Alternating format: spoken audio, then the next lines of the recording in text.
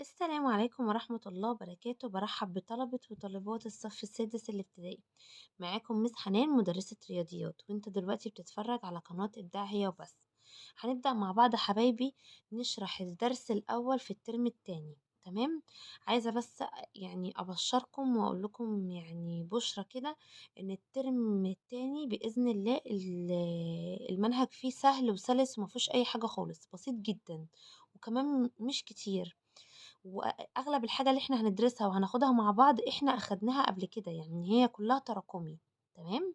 طيب قبل بس ما نبدأ الفيديو اتمنى منك لايك بسيط للفيديو بحيث ان الفيديو ينتشر وان انا انشر العلم بتاعي لاكبر شريحة ممكن.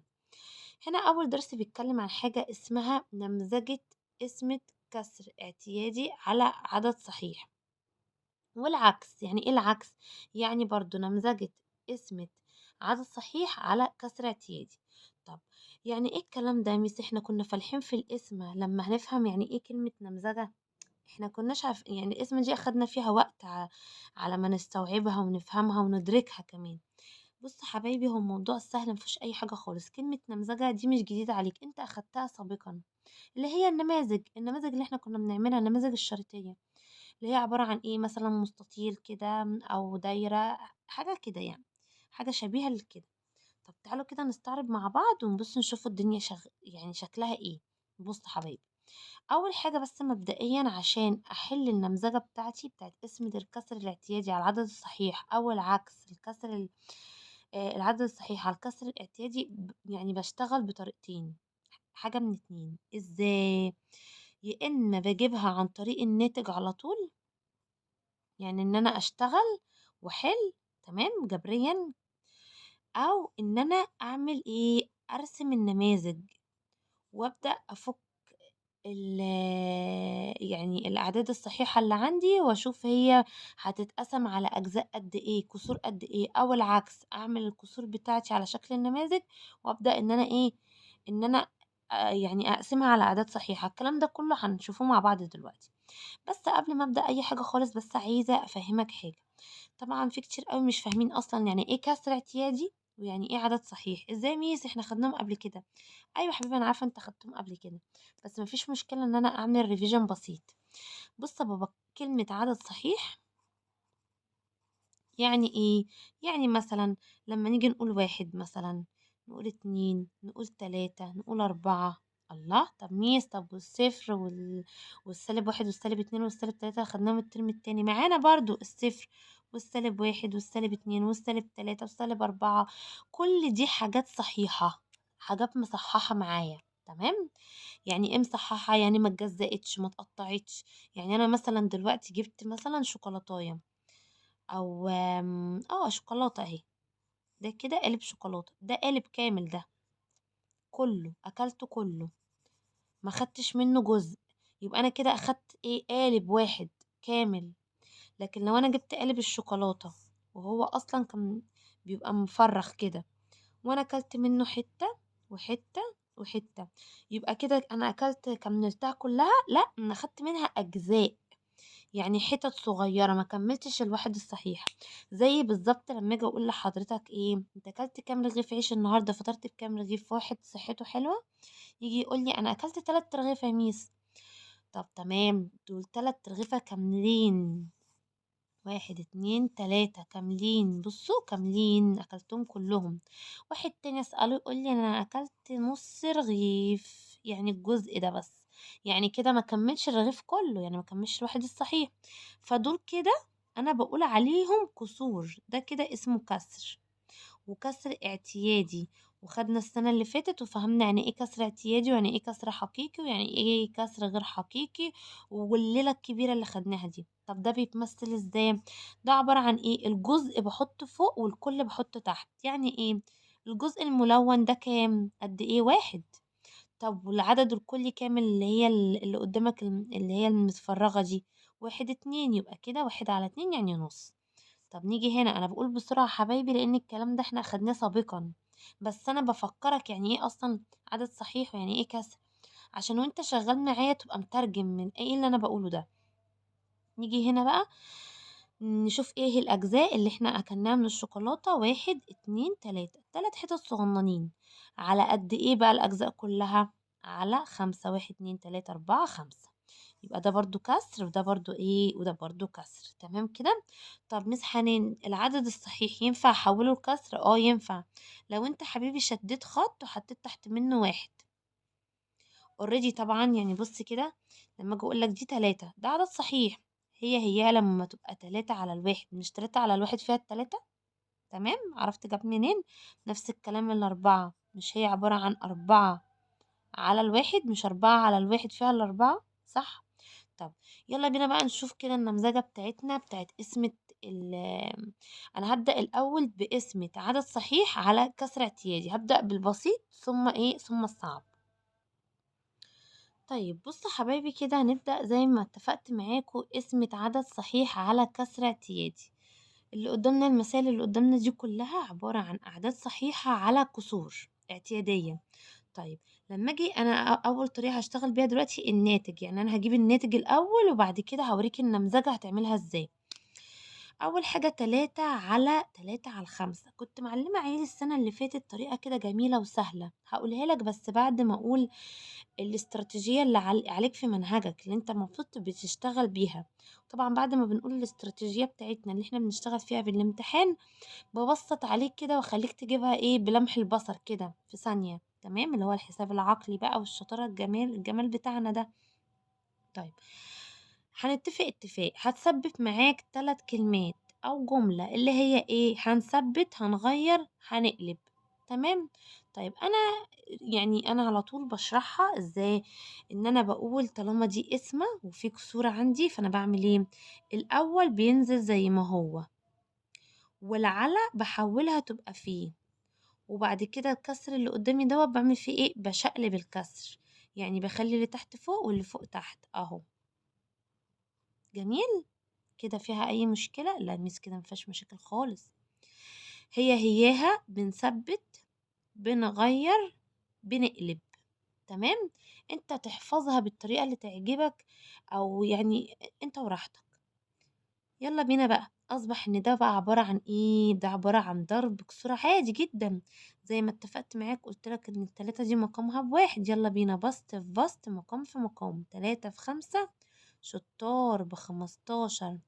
1 في 3 بكام؟ ب3. تمام.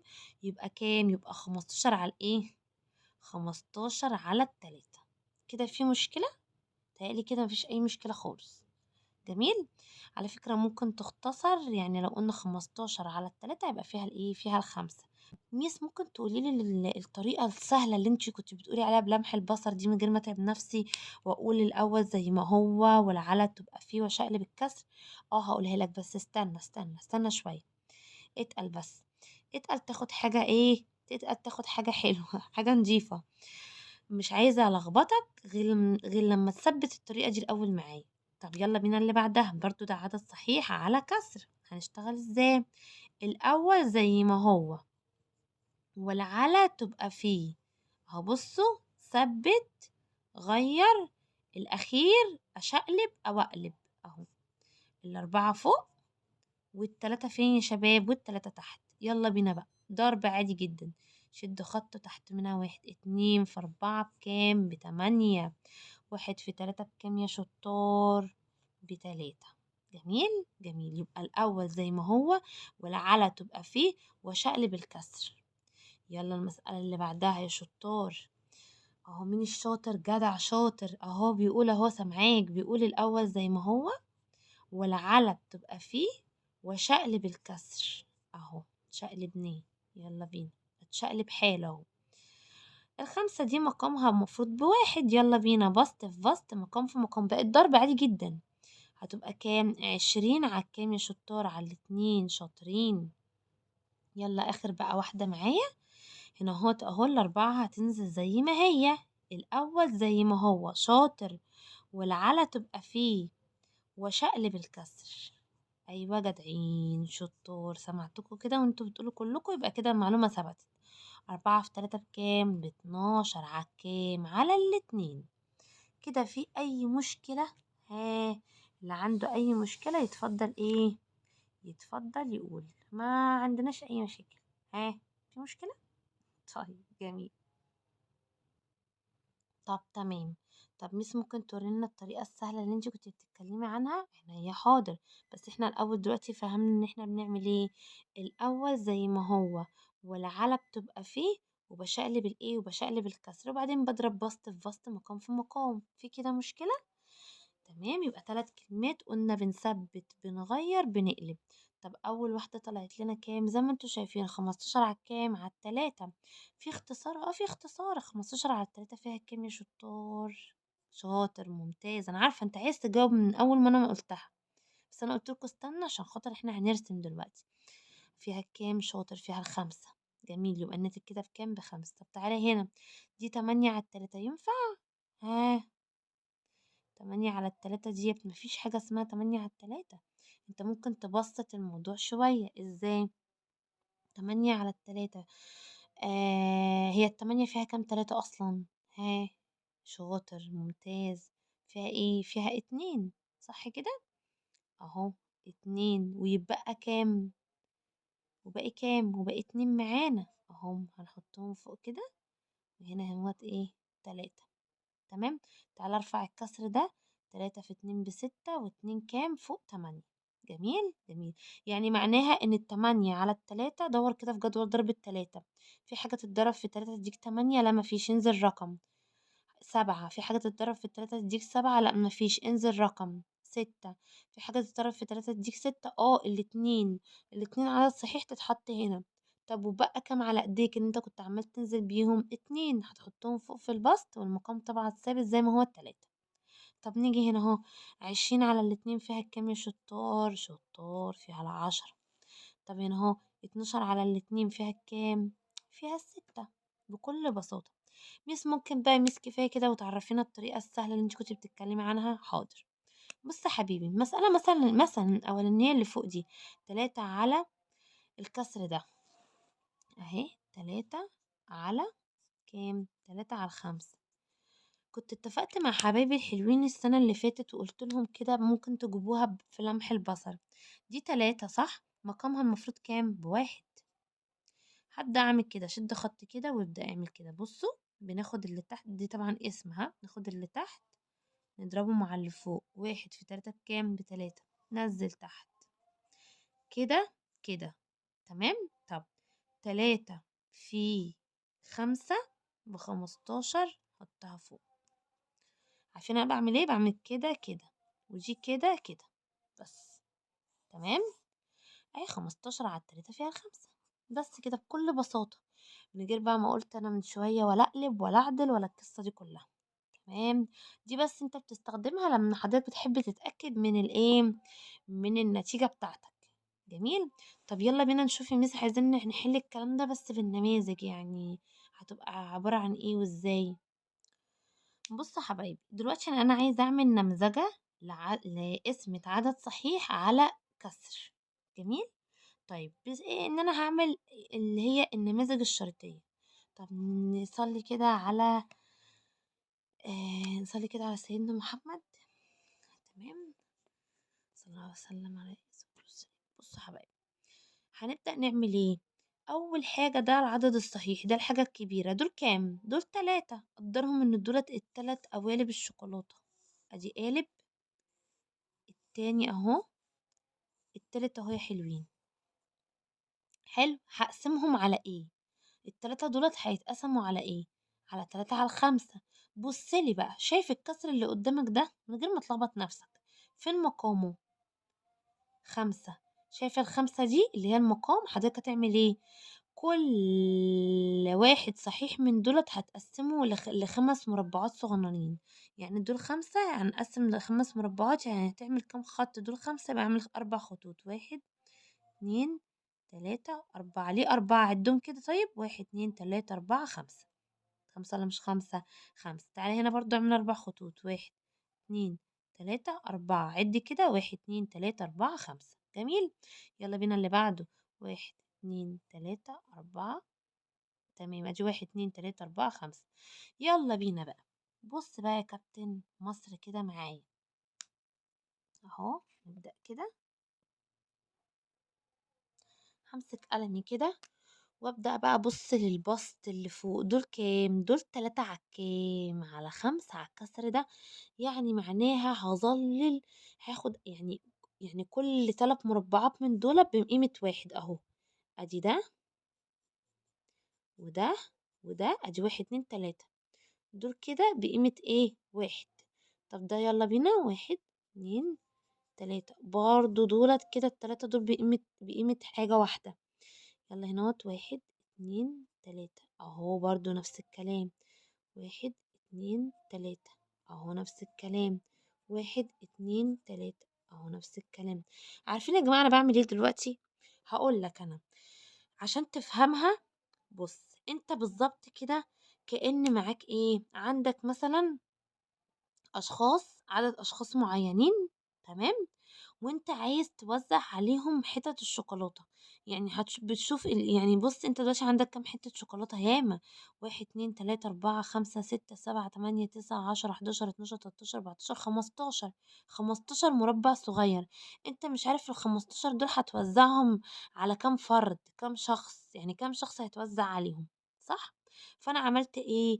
هنا بيقول لي اهو التلاتة هم اللي فوق دولت، هعد كل تلاتة واديهم لشخص، كل 3 هديهم لشخص. ادي كده عندي اهو، ده اول شخص اهو، التاني، التالت، الرابع، الخامس. يعني دولت الاولانيين دول عبارة عن كام؟ عبارة عن 3/5 اهم، دول كده 3/5، صح كده؟ طب ودول كام؟ برضو 3/5، ودول كام؟ برضو 3/5، ودول 3/5، ودول برضو 3/5. اصبح عندي كام 3/5 دي؟ واحد اتنين تلاتة اربعة خمسة. يبقى الناتج هنا طلع عندك كام؟ 5. جميل. طب اللي مفهمش دي هيفهم اللي بعدها. طيب بنيجي للي بعد كده، بيقول لي 2 على كام؟ 3/4، ده عدد صحيح هقسمه على كسر.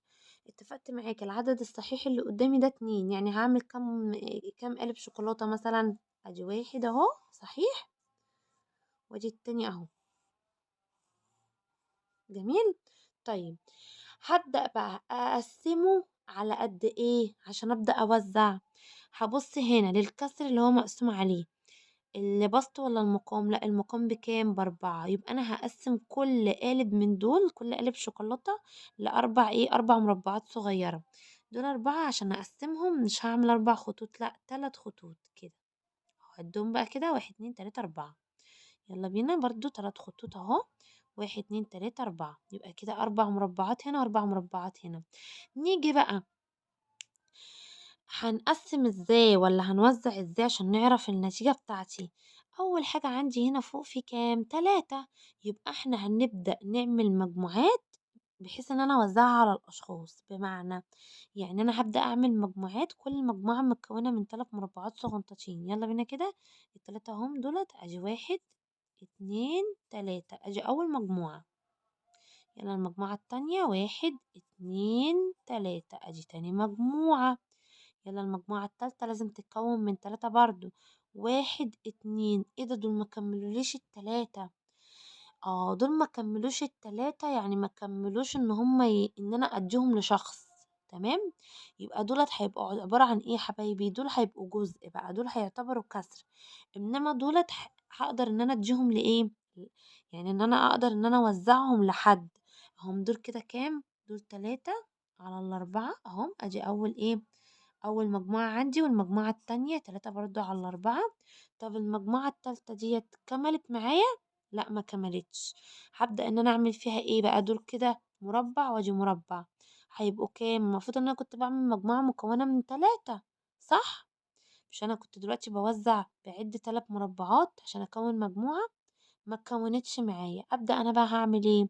دول كام كام مربع؟ 2. يبقى 2 على كام؟ 2 على التلاتة. ايه ده يا ميس، ما قلناش ليه دولت 2 على الاربعة؟ لا يا حبيبي، انت دلوقتي بتعمل مجموعة، صح؟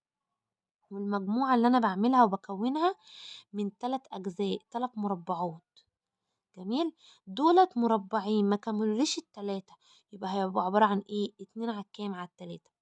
طبعا دولت هم 3/4، ودول 3/4، دول كده شخص وشخص، ادي كده كام شخص معانا اهو.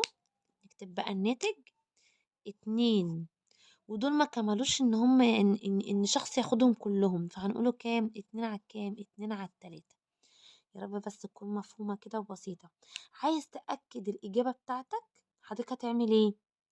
هتقسم عادي جدا زي ما قسمنا القسمة بتاعتنا العادية خالص، ان احنا هنثبت الأول زي ما هو والعلى تبقى فيه، واشقلب الكسر واضرب بسط في بسط مقام في مقام وهيطلع لي النتيجة. ولما تطلع لك النتيجة ابدأ ارسم بقى، لو طلب منك النماذج ابدأ ارسم، لكن ما تخشش على الرسم على طول. بس انا حبيت افهمك النمذجة ازاي، ابسطها لك بحيث انت تبقى فاهم مش حافظ. طب لو انا مش ما كنتش فاهم بقى هعمل طب بعد ما انا طلعت الناتج هعمل النمذجة ازاي؟ اهو الناتج طلع لك كام؟ 2 وكام وتلتين، ده النتيجة. استنى عليها، تعالى هنا. انت دوت مين اللي انت بتقسمه اصلا؟ اهو ده المقسوم اللي هو الاتنين. 2 دي صحيح، اعمل قالب كده وقالب كده، وابدأ بقى اعمل ايه؟ ديت المقام هنا بكام؟ ب4. ابدأ وزع دولت لكده الاربعات. حلو. بس هتبدأ ان انت نقط ال3 اللي فوق اللي في البسط اللي عندك ديت، هتبدأ ان انت تظلل بيها كده هنا، ودولت تاخدهم كده يعني تعمل عليهم سهم وتكتب عليهم 3 على 4، يعني كأنهم مجموعة مع بعضهم، ودول نفس الكلام برضو مجموعة مع بعضهم، ادي كده هم المجموعتين. واللي اتبقوا معاك خالص في الاتنين الأخر دول انت مش عارف تحط كنت كام على كام، هتقول 2 على الكام؟ 2 على ال3 من النتيجة بتاعتك. سهلة جدا ومفيش أي حاجة خالص. طب تعالوا نحل كمان 2 تانيين. طيب نيجي هنا 5 على 2 على 4، عايزة أعمل نماذج شريطية أو أعمل نمذجة. هعملها ازاي؟ انت العدد الصحيح عندك كام؟ 5. يبقى نعمل مثلا اهو، ادي 1 2 3. مش مكفي ميس، انزل تحت مفيش مشكلة. 4. اهم ال5، 5 قوالب عندك، قوالب شوكولاتة بقى، سكر، أي حاجة يعني. طب انت بقى دلوقتي هتقسم على الكسر اللي قدامك ده، الكسر ده مقامه كام؟ 4. يبقى هنقسم كل قالب من دول صحيح منهم ل4 مربعات صغيرة. يلا بينا. هنبدأ هنا هو دول 4، يعني هنا هو هنعمل 3 خطوط اهم. عدهم كده، 1 2 3 4، يبقى 4 مربعات. هنا نفس الكلام اهم، 3 خطوط. لو عديتهم هتلاقيهم 4 مربعات. هنا نفس الكلام اهم، 3 خطوط يعني 4 مربعات. اهو عد ورايا كده شطار. 1 2 3 4. هنا برضه اهو نفس الكلام اهو. كده في اي مشكلة؟ لا يا ميس مفيش مشاكل. طب ربنا ما يجيب مشاكل ابدا. بصوا بقى معايا هنعمل النمذجة ازاي. فين البسط عندك كام؟ 2. يلا بينا.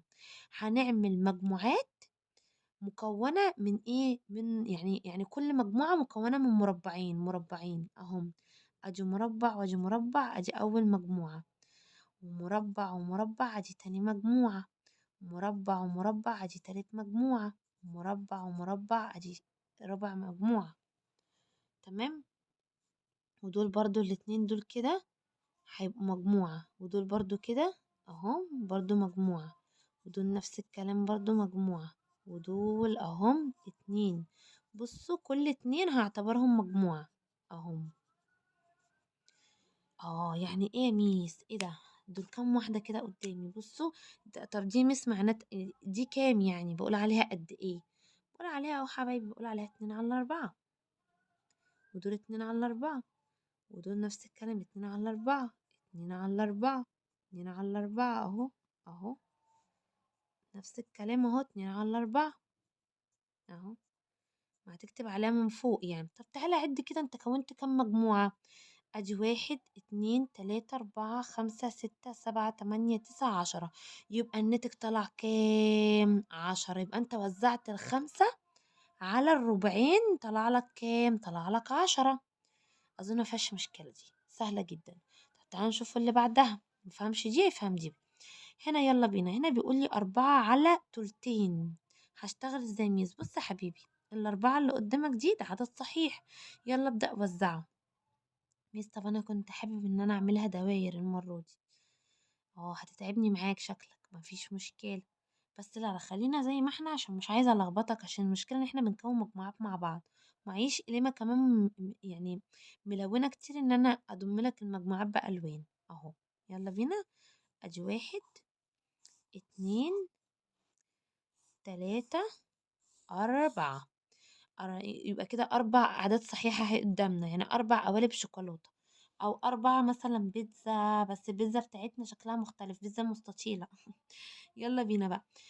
هنيجي نبُص للكسر اللي أنا باقسم عليه، أنت بتقسم على كام؟ 2 على ال3. هابُص للبسط والّا المقام؟ لأ، عيني تبُص على المقام عشان أعرف إن أنا هاقسّم القالب بتاعي لكام جزء. ال3 ديّة يبقى أنا القالب بتاعي هيتقسم ل3 مربعات، 3 يبقى هاعمل خطين. أهو كل واحدة أعمل فيها خطين. ليه يا ميس؟ عشان يديني يا حبيبي 3 مربعات. عد 1 2 3 1 2 3 1 2 3 1 2 3. يلا بينا بقى نيجي للبسط. عندي كام البسط يا شطار؟ البسط عندي 2. يبقى أنا بقى دلوقتي هكون مجموعات، كل مجموعة فيها كام مربع؟ مربعين. ادي 1 2 ادي مربعين، يبقى كده مجموعة. ودول برضو مجموعة، ودول اهم مجموعة. والمربع ده وده مجموعة، المربع ده مع ده مجموعة. ايه ده وده مع ده مجموعة؟ الله، مفيش حاجة اتبقت يا ميس. اه طب الحمد لله، ربنا بيحبك. تعالى اكتب بقى معايا هنا. هنكتب ده كام؟ 2 على 3. 2 على 3. 2 على 3 اهو. اهو 2 على 3، وهنا برضو 2 على 3. عد معايا كام مجموعة طلعت قدامك. ادي 1 2 3 4 5 6. يبقى الناتج كده وانت مغمض كام؟ 6. عايز تتأكد من الريزلت بتاعتك، من نتيجتك، هتبدأ انت تعمل ايه؟ هتبدأ ان انت الاول زي ما هو، والعلى تبقى فيه، وتشقلب الايه، وتشقلب الكسر. اظن كده مفيش اي مشكلة خالص. يلا بينا بقى نشوف الحاجة التانية اللي عكس ان احنا نقسم كسر اعتيادي على عدد صحيح. طيب نبص هنا مع بعض، الموضوع برضو سهل مش صعب. طيب هنا بيقول لي ايه؟ بيقول لي عايز اعمل نمذجة لقسمة كسر اعتيادي على عدد صحيح. اللي قدامنا ده عبارة عن كسر اعتيادي اللي هو 2 على 3. هقسمها على كام؟ هقسمها على الاتنين اللي هي عدد صحيح. يعني انا عايزة اعرف دلوقتي ان التلتين دوت لما اقسمه على 2، كل واحد هيبقى اخد قد ايه؟ طب بص بقى، دلوقتي يا حبايبي هنبدأ نقسم القسمة العادية خالص بتاعتنا. ان احنا نبدأ هنقول ايه؟ الاول زي ما هو، او اثبت الاول اهو، والعلى تبقى فيه، وشقلب الكسر. ميس طب ده مش كسر، ده عدد صحيح. عدد صحيح شد خط حط تحته 1 على طول. اصبح بقى ايه؟ 1 على الكام؟ على الاتنين اهو، شقلبنا اهو. تمام.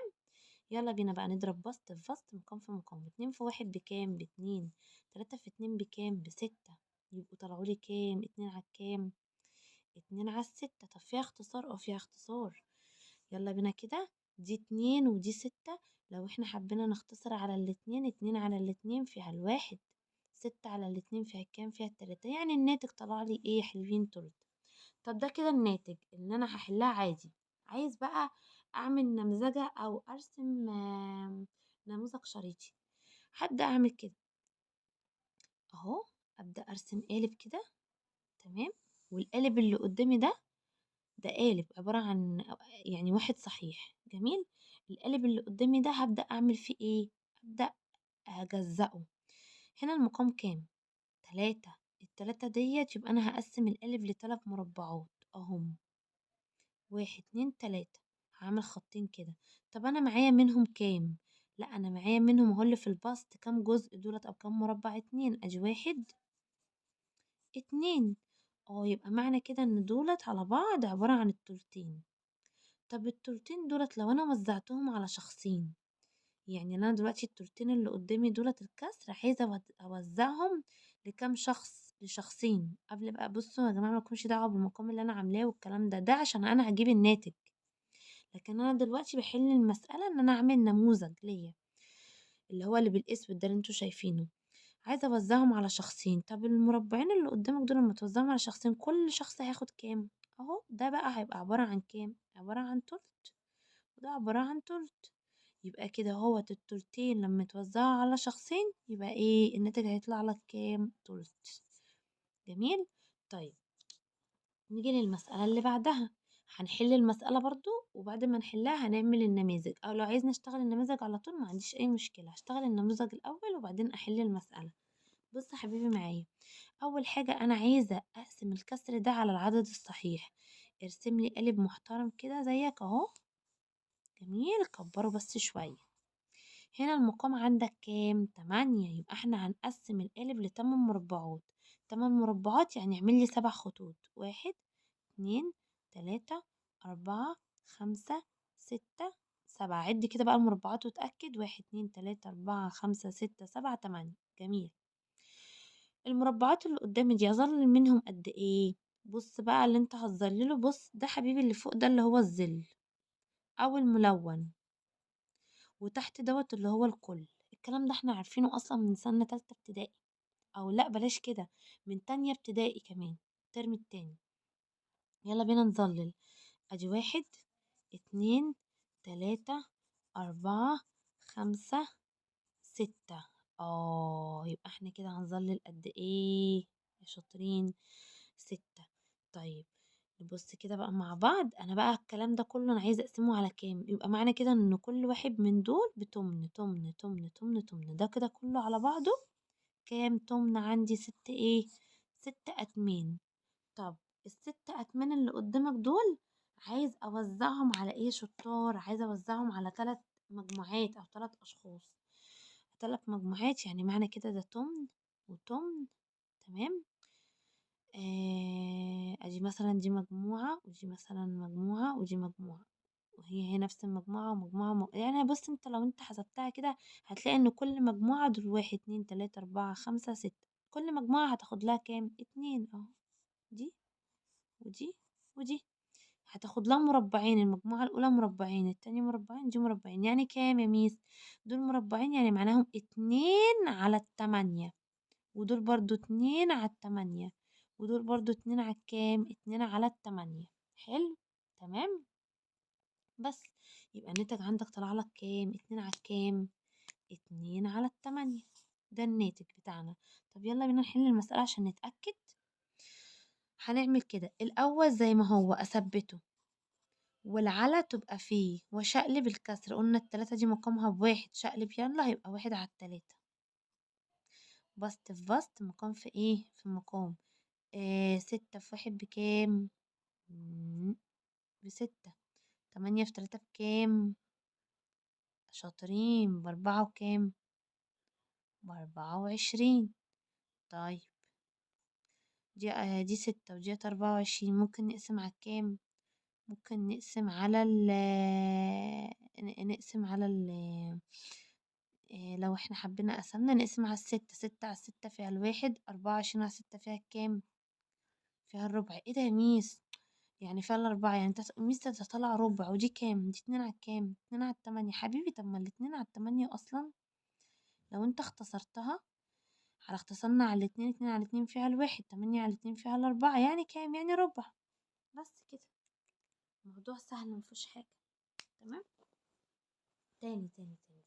ما ثبتتش دي. ده انت شفت هنا الناتج اتخضيت، مطلعلكش نفس اللي في النموذج. بص حبيبي، الاتنين مش احنا قلنا دلوقتي الناتج بتاع النموذج بتاعي 2 على كام؟ 2 على 8 صح؟ طب اهو دولت. استنى لونهم لك بلون تاني عشان تتأكد من اجابتك صح ولا لا. اهو اهي. بص كده، ده بيمثل ايه بالنسبة للشكل اللي قدامك ده كله؟ ده ربعه، خلي بالك. بص، ربعه. يعني الحتة دي مربعين بمقام كل دول. لو انت اختصرت 2 على 8 هتطلع لك كام؟ 1 على 4. يعني ربع. 2 على 8 أو تمنين معناها ربع. جميل. طيب واحدة كمان وآخر واحدة خلاص. طيب نبص للمسألة دي عشان فيها تركية بسيطة كده، بس تاخد بالك ايه؟ تاخد بالك منها. طب ركز معايا كده يا باشمهندس وشوف احنا هنحل المسألة دي ازاي. الأول هحلها لك بالناتج. الأول نجيب الناتج وبعد كده نعمل النمذجة بتاعتنا. هنا بيقول لي 2/3. جميل. ده كسر اعتيادي على على عدد صحيح. العدد صحيح لما تلاقيه أصبح إن هو بقى مقسوم عليه، شد خط، حط تحت 1. يلا بينا. الأول بينزل زي ما هو، والعلى بتبقى فيه، وبشقلب الكسر اللي قدامك ده. هيبقى ال1 فوق وال3 تحت. يلا بينا. بسط في بسط، مقام في مقام. 2 في 1 بكام يا حلوين؟ ب2. 3 في 3 بكام؟ ب9. في اختصار؟ لأ. ده عدد أولي وده 2، والتسعة ديت عبارة عن 3 في 3 و9 في 1، فكده ده الناتج الايه النهائي بتاعي، ده كده ناتج. اتفقنا؟ اهو ده الناتج.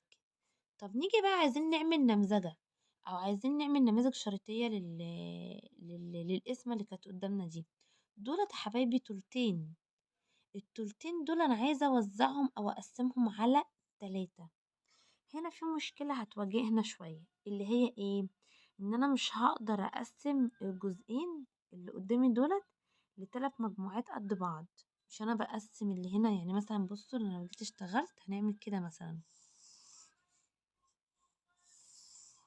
طبعا ده كسر، فانا هرسم قالب وهوزع الكسر ده. الكسر ده مقامه بكام يا حلوين؟ ب3. طب يلا بينا.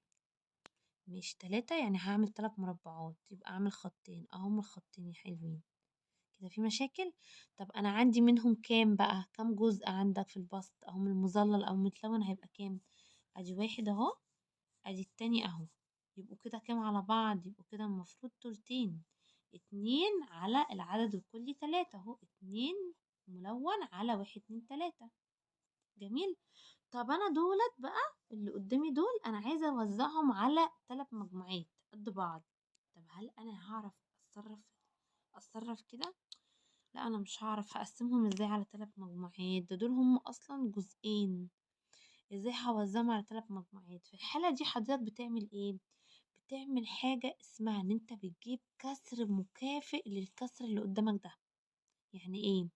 يعني حاول تكبر المقام شوية وتكبر البسط شوية، يعني لما يكبروا يزيدوا معاك هتقدر توزع اكتر. اصل دولت عبارة عن 2 وانت عايز توزعهم على 3، ينفع الاتنين يتوزعوا على 3؟ ينفع يبقى معاك مثلا 2 بونبوني توزعهم على 5 أشخاص؟ هتعمل ايه؟ هتمسكها تكسرها وتفتفتها وتدي كل واحد حتت غير قد مش قد بعض؟ ولا المفروض ان انت مثلا الحاجة اللي بتقسمها بتبقى اكتر من من اللي انت هتوزعها؟ يبقى احنا هنا هنبدأ نعمل ايه؟ هنبدأ ان احنا نقول التلتين دولت اللي قدامنا نجيب لهم كسر مكافئ. طب اجيب الكسر المكافئ ازاي؟ بص يا كابتن، 2 على 3 عايزة اجيب لها كسر مكافئ، خدناها السنة اللي فاتت. عايزة اكبر المقام ده اللي قدامي، يا اما اضرب البسط في 2 والمقام في 2، او هسهل عليك الموضوع اكتر. ارجع بص للناتج اللي انت جبته. الناتج اللي انت جبته مقامه كان بكام؟ ب9. يبقى اضرب فوق في 3 وتحت في 3. التلاتة ديت هتبقى كام؟ 3 في 3. والاتنين ديت 2 في 3. زي ما بنضرب فوق بنضرب تحت، خد بالك. خد بالك. يعني أصبح فوق كام؟ 2 في 3 بكام؟ ب6. 3 في 3 بكام؟ ب9. أهو. يعني 6 على 9. ده كسر مكافئ للكسر الأساسي. طب ال6 على 9 دي تقدري هنا تمثليها لي في القالب ده؟ اه أقدر. أهو بص كده بقى معايا. تعالى. المقام ده كام؟ 9. يبقى القالب اللي قدامنا ده هيتقسم لكام مربع؟ 9 مربعات. يلا بينا كده. 9 مربعات. يبقى احنا هنعمل كام واحد بقى؟ نعمل كام خط؟ هنعمل 8 خطوط. ادي 1 2 3 4 5 6. استنى. ادي مثلا 2 3 4. ادي 5 مثلا 6 7. ادي 8 اهو. نعد كده بقى كام مربع؟ 1 2 3 4 5 6 7 8 9. قشطة كده. قشطة. عندي كام واحد بقى متظلل؟ يلا بينا. 1 2 3 4 5 6. ايوه. يبقى اصبح ان دول كده بقى على بعض ما بقوش 3 على 2، لا بقوا كام؟ بقوا 6 على 9 اهو. انا نلون بقلم تاني عشان تاخدوا بالكم. يعني دول طلعوا 6 على كام؟ على 9. يلا بينا بقى نوزع ال6 مربعات دولت على 3 مجموعات قد بعض اهو. ادي دي مجموعة ودي مجموعة ودي مجموعة. اصبح كل مجموعة واخدة كام؟ مربعين اهم على العدد الكلي 9 اهو. 2 على 9. 2 على 9 بس. الموضوع سهل وبسيط. يبقى الناتج كام؟ 2 على كام؟ 2 على 9. فهمنا؟ عرفنا كده احنا بنتصرف ازاي. احنا بنعمل ايه؟ احنا لما بنلاقي عندنا في كسر والكسر اللي قدامي الأجزاء بتاعته اللي في البسط صغيرة، أجزاء صغيرة مش هينفع تتقسم على العدد الصحيح اللي هو المقسوم عليه، ببدأ إن أنا أجيب كسر مكافئ ليه، أبدأ أكافئه أكبره، ولما أكبره يبقى هضرب في البسط وفي المقام زي ما عملنا هنا. تمام. لو في أي استفسار في أي حاجة يا جماعة، أنا بالي طويل، يعني اكتبولي في التعليقات وأنا أشرح لكم تاني. أنا عملت الدرس كله في فيديو واحد، مرضتش أجزأ الدرس لفيديوهين، يعني عشان ما شتتكش وتقعد تدور على الجزء الأول والجزء التاني والكلام ده كله. لا، أنا عملتهم الاتنين في فيديو واحد بطريقة سهلة وسلسة. تهيألي كده الموضوع سهل ومفيهوش حاجة. بس في ملحوظة عايزة بس أعرفها لك، خد بالك منها.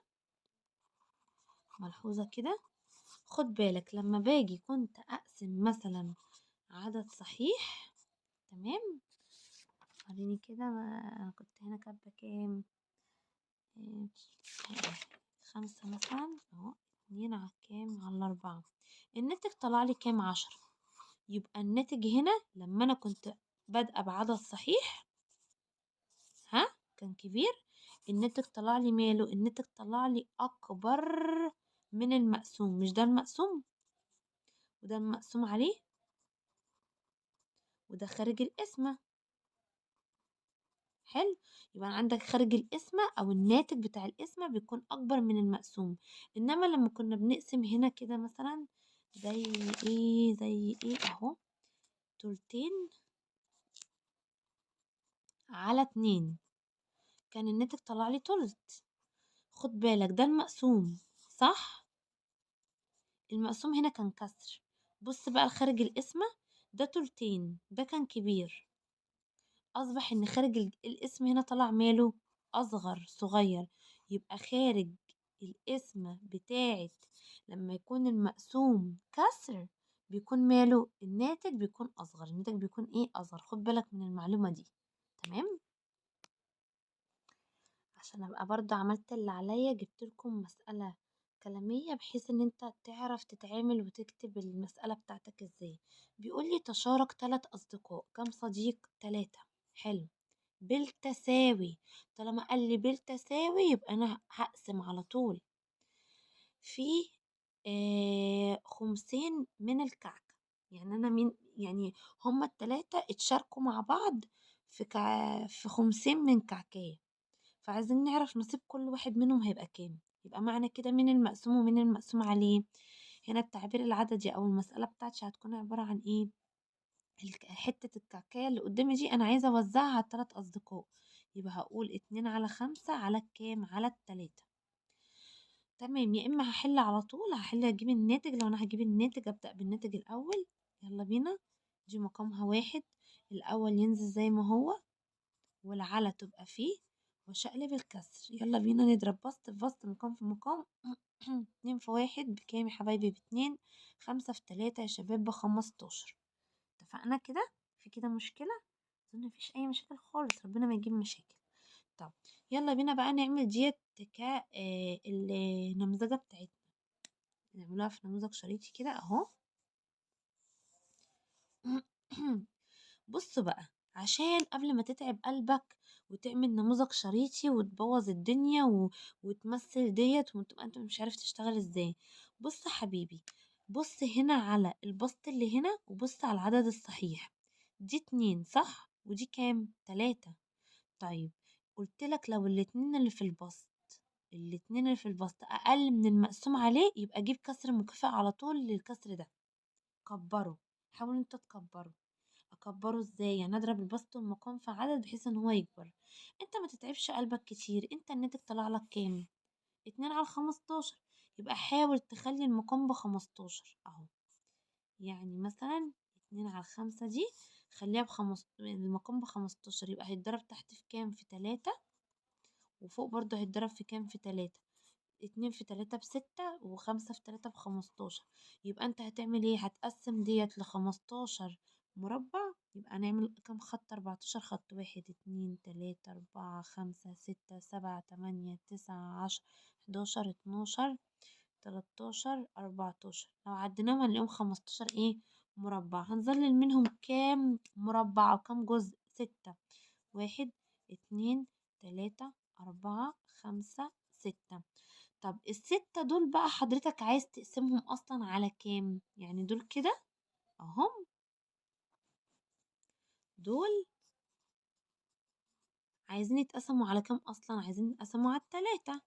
طب يبقى ال6 على ال3 أهم، ال6 دُولة على 3 مجموعات، يبقى كل مجموعة هتاخد كام؟ كل مجموعة هتاخد 2.